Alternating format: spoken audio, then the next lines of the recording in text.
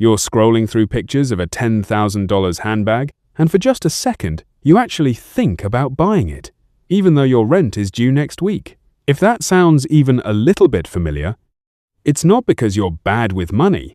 It's because your brain is playing tricks on you. But here's the part most people don't realize.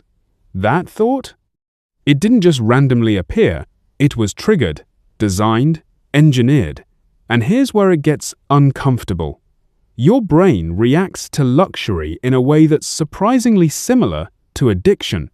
Not because something is wrong with you, but because brands have spent billions of dollars learning how to control that exact moment. So this isn't just about willpower. It's about understanding why your brain keeps pulling you toward things you can't afford, and how to finally break out of that loop. Now let's discuss the feeling you can't explain. Let's slow this down for a second. Think about the last time this happened to you. Maybe it wasn't a $10,000 handbag. Maybe it was a phone, a pair of sneakers, a watch, something you knew you didn't need, but suddenly felt like you needed. That shift right there is everything. Because 1 second, you're fine. And the next second, your brain is building a story. If I had this, I'd feel better. People would see me differently. And before you even realize it, you're emotionally invested, not in the product, but in the version of you that owns it. That's the hook. And luxury brands understand this better than you think. They're not selling objects, they're selling identity. And the moment that identity clicks in your head, your brain rewards you for it. Now let's discuss the dopamine trap. Let me tell you a simple story. Imagine two people. Both are told they're going to receive a reward. Person A gets it immediately. Person B is told they'll get, but they have to wait. Minutes pass. Then more. Person B starts thinking about it, imagining it, building it up in their head. By the time the reward finally arrives, something interesting has already happened. Person B has experienced a stronger emotional reaction times before even getting it. Now, bring this back to your life. Late at night, you're scrolling, you see something expensive, you click on it, zoom in, scroll through images, check reviews, close the app, come back again, think about it the next day. That entire journey, that's your brain stretching the feeling of desire. And the longer it stretches, the stronger it gets. Which is why sometimes, when you finally buy something, it doesn't feel as good as you expected, because the real high already happened. So, if wanting feels better than owning, why do you still feel the urge to buy? Now, let's discuss the engineered experience. Picture this. Two friends walk into a store. Same product, same material, same function. But one is placed under soft lighting, on a clean shelf, with space around it, while the other sits in a crowded rack, under harsh lights, with noise all around. Without realizing it, both friends gravitate toward the first one. They describe it as better, more premium, higher quality, even though nothing actually changed. Now imagine another moment. Someone pours you a glass of wine. They casually mention it's expensive, rare, premium. You take a sip. It feels smoother, richer, more enjoyable. But here's the twist. It's the exact same wine someone else drank earlier. Who was told it was cheap? And they didn't like it. Same product, different story, different experience. That's how luxury works. It doesn't change the object, it changes the meaning around it. So, are you buying the product or the story attached to it? Now, let's discuss online manipulation. Let's walk through a normal day. You open Instagram. You see someone wearing a watch. You scroll. Another person has it. Later that day, you open YouTube. Now, there's a video about it. You don't think much of it until the next day. An ad appears. Same product. Now your brain pauses. Wait, I've seen this before. And slowly, it stops feeling new. It starts feeling familiar. And what feels familiar feels safe, feels desirable, feels like something you should have, not because you decided that, but because your brain was trained. Now, here's something that actually happened. In a famous marketing stunt called Palessi, people were invited into what looked like a luxury shoe store.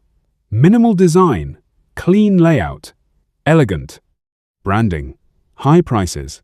Everything felt premium. People walked in and started buying. They talked about how high quality the products felt, how exclusive it seemed, how it was worth the price. Then, they were told the truth. Every single product in that store was actually from Palessi, a discount shoe brand. Same materials, same quality. The only thing that changed was the presentation. And that alone was enough to completely change how people experience the product. Now let's discuss status and price. Imagine you're given two identical t-shirts. One has no branding, the other has a luxury logo. You're told the second one costs 10x more. Now notice what happens in your mind. You start justifying it. Maybe the fabric is better. Maybe it lasts longer. Maybe it's worth it, even before you've tested it. That's not logic, that's perception. And once your brain assigns higher value, it defends it. That's why price in luxury isn't a barrier. It's a signal. Imagine someone goes out on the street with two watches. One is a regular watch, the other looks premium. They show both to strangers and ask, "How much do you think this costs?" Most people guess a low price for the first one, and a very high price for the second. Then comes the twist. They reveal both watches cost almost the same. People laugh. Some get confused. Some even change their opinion instantly, because the moment they believed one was expensive, it felt more valuable. That's how powerful perception is. If no one could ever see you wearing it, would you still want it the same way? Now let's discuss scarcity. Now imagine this. You walk into a store ready to buy something, but instead of selling it to you, they say, "You can't get it right now. You have to wait. You have to qualify." Something strange happens. Instead of losing interest, you want it more. You think about it. You imagine getting access. You picture the moment you finally own it. Now it's not just a product, it's a goal, a chase, a win, and your brain loves winning, even if the prize didn't change. Your brain confuses difficulty with value. Now let's discuss why it hits harder when you're broke. Imagine two people. One feels stable, in control, secure. The other feels uncertain, stressed, behind in life. Now both see the same luxury product. The first person thinks, nice, but not necessary. The second person feels something deeper. This could change how I feel. For once, I'd feel ahead. That's the difference. It's not about the product. It's about what it represents emotionally. A moment of control, a break from stress, a feeling of progress, even if it's temporary. It's not the item you're chasing, it's the feeling it promises. Now let's discuss how to break free. Let's rebuild this, not with motivation, but with strategy. Next time you feel the urge, pause. Say, "This is dopamine." Watch how that changes the intensity. Give it time. 24-48 hours. Most urges fade when they're not fed. Find real sources of reward, progress, movement, connection. These don't crash after. Start small. Save a little. Avoid one impulse buy. Track it. Each small win builds real confidence. Now let's wrap everything up. Luxury desire isn't random. It's engineered. But once you understand it, you stop reacting automatically. You start choosing intentionally. And that shift changes everything. Next time you feel that pull, don't ask, "Can I afford this?" Ask, "Why do I feel like I need this right now?" If this made you see things differently, subscribe, because understanding your mind is the first step to taking control of it.